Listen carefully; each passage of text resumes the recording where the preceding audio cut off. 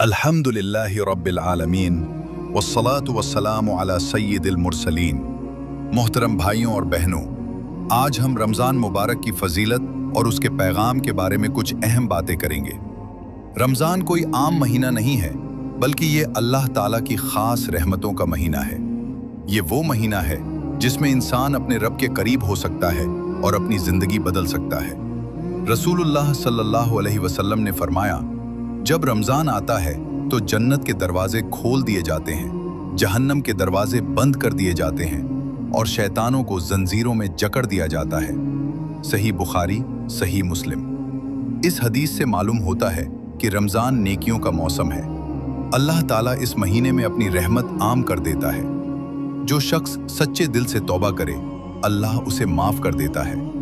एक और हदीस में नबी करीम सल्लल्लाहु अलैहि वसल्लम ने फरमाया, जिसने ईमान और सवाब की नीयत से रमज़ान के रोज़े रखे, उसके पिछले गुनाह माफ़ कर दिए जाते हैं। सही बुखारी।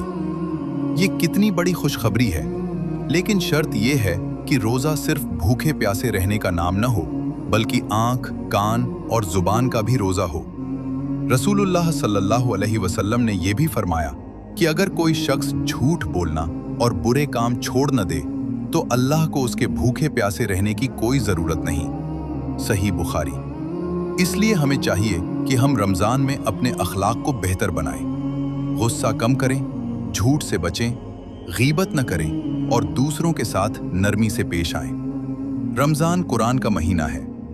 अल्लाह ताला ने कुरान मजीद को इसी महीने में नाजिल फरमाया। इसलिए हमें चाहिए कि हम रोज़ कुरान की तिलावत करें, उसे समझने की कोशिश करें और अपनी ज़िंदगी में उस पर अमल करें। तरावी की नमाज में कुरान सुनना भी बड़ी सआदत है। रमज़ान सब्र और हमदर्दी का महीना है। जब हम भूख और प्यास बर्दाश्त करते हैं तो हमें गरीबों का एहसास होता है। इसलिए इस महीने में सदका और खैरात का सवाब कई गुना बढ़ा दिया जाता है। हमें चाहिए कि हम ज़रूरतमंदों की मदद करें। रमज़ान का आखिरी अशरा बहुत अहम है। इसी में लैलतुल क़द्र है, जो 1000 महीनों से बेहतर है।